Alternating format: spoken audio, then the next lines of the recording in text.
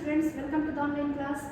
This is the video for class 9th students. Today's subject is biology and topic is crop variety improvement. ये chapter हम लोग पढ़ रहे हैं, chapter first है हमारे बुक का, जो कि क्रॉप्स के बारे में पढ़े, इम्प्रूवमेंट इन क्रॉप्स। तो टॉपिक है क्रॉप वैरायटी इम्प्रूवमेंट, यानी हम क्रॉप के वैरायटी में कैसे इम्प्रूवमेंट करेंगे ताकि हमें अच्छी तरह से क्रॉप्स कल्टीवेशन हो सके। तो इसके लिए हमें क्या है, हायर एल्डिंग, यानी हायर एल्डिंग प्लांट्स का यूज़ करना है जिसमें कि हायर कल्टीवेशन हो जाए। It involves developing improve and high yielding crops varieties to increase the production of per acre farming area. इस तरह की वैरायटी का हम यूज़ करें जिसको हम कहते हैं हाइब्रिडाइजेशन, यानी कि हाइब्रिड यूज़ करने से क्या होता है कि हाई एल्डिंग मतलब उपजाना, हाई एल्डिंग कैपेसिटी होती है किसी भी क्रॉप्स में, किसी भी प्लांट्स में। तो वो पर एकड़ एरिया में इम्प्रूव करने के लिए, क्रॉप्स को इम्प्रूव करने के लिए we have to use crop variety improvement, higher yielding formation.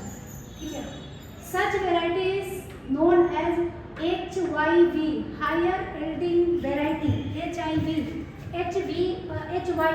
higher yielding variety। इस तरह के जो हायर यील्डिंग कैपेसिटी को बढ़ाने के लिए जो हम यूज़ करते हैं वो कहलाता है हायर यील्डिंग वेराइटीज। ठीक है, it is needed to increase human population and nutritional requirement. इस तरीके से अगर हम प्लांटेशन करें तो ह्यूमन पॉपुलेशन अगर बहुत ज़्यादा इंक्रीज कर रहा है जिसमें कि कोई ज़्यादा फर्क नहीं पड़ेगा, क्योंकि न्यूट्रिशनल रिक्वायरमेंट भी हमारा पूरा होगा। समझ में? चलिए, नेक्स्ट क्या चीज़ है, for improve in crops cultivation, quality improvement.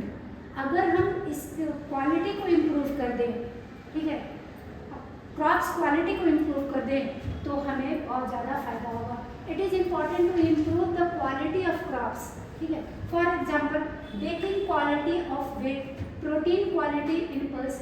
अगर हम अच्छी क्वालिटी का pulse which contains which having good quality of protein, अगर हम बहुत अच्छी क्वालिटी का ऑयल सीड यूज़ करते हैं जिनसे हमें ऑयल फॉर्मेशन ज़्यादा मिले, अच्छी क्वालिटी का ऑयल सीड करो, अच्छी क्वालिटी का, अच्छे फ्लेवर का, अच्छे शेप का फ्रूट्स यूज करें, अच्छे क्वालिटी का वेजिटेबल प्लांटेशन यूज करें, तो we will increase the crops cultivation.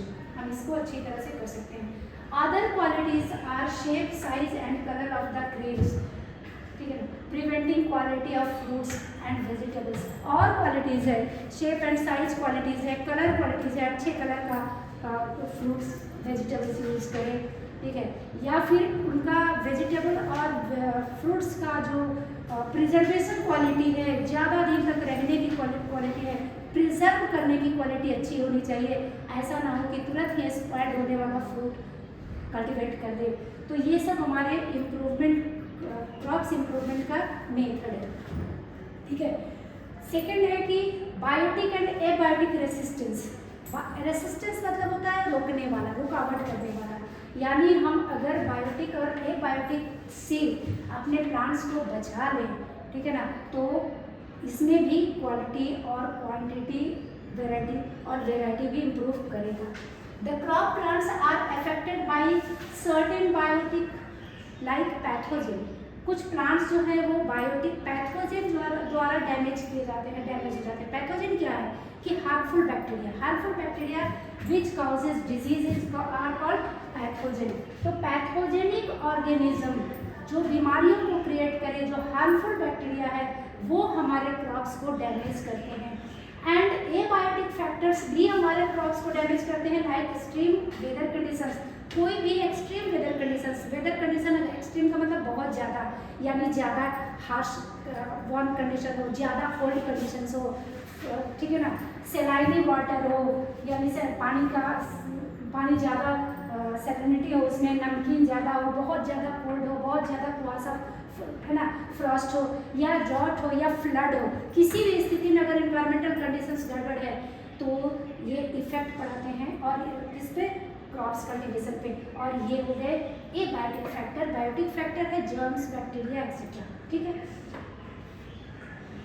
Hit भी which causes huge loss of the production of crops, जो बहुत ज़्यादा हानि पहुंचाते हैं क्रॉप्स कल्टीवेशन में। नेक्स्ट है change in maturity duration. Change in maturity duration, अगर दो क्रॉप्स अगर क्रॉप्स का कल्टीवेशन का पीरियड अगर कम कर दिया जाए, मैच्योरिटी का यानी sowing time period between sowing and maturity, sowing and harvesting का टाइम पीरियड अगर कम कर दिया जाए, ऐसे प्लांट का प्लांटेशन किया जाए जिनमें कि वो टाइम पीरियड कम हो जाए, यानी कल्टीवेशन टाइम पीरियड कम हो जाए। बोने और काटने के बीच का अगर 4 महीने का ड्यूरेशन लेता है अगर मैच्योरिटी के लिए कोई प्लांट, तो हम 3 महीने की मैच्योरिटी वाले प्लांट्स को चूज कर सकते हैं। With sowing and harvesting we can increase the crop selling production. इस तरीके से करने से हम अपना क्रॉप सेलिंग प्रोडक्शन को इंक्रीज कर सकते हैं। देखिए क्यों, reduction of duration of crops, अगर टाइम पीरियड में कम कर दिया जाए crops gives good quality profit, बहुत अच्छे प्रॉफिट हमें देंगे। कैसे? बाय सेविंग टाइम, क्योंकि टाइम बचेगा, 4 महीने का टाइम 3 महीने में होगा, ठीक है। लेबर बचेगा, क्योंकि 4 महीने तक जो काम हम कर रहे हैं वो 3 महीने में ही खत्म हो जाएगा।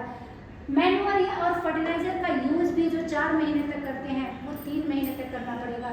इरिगेशन पीरियड भी कम हो जाएगा, यानी वाटरिंग हमें कम जरूरत पड़ेगी। 4 महीने तक पानी की जरूरत पड़ती थी, अब 3 महीने तक पड़ेगी।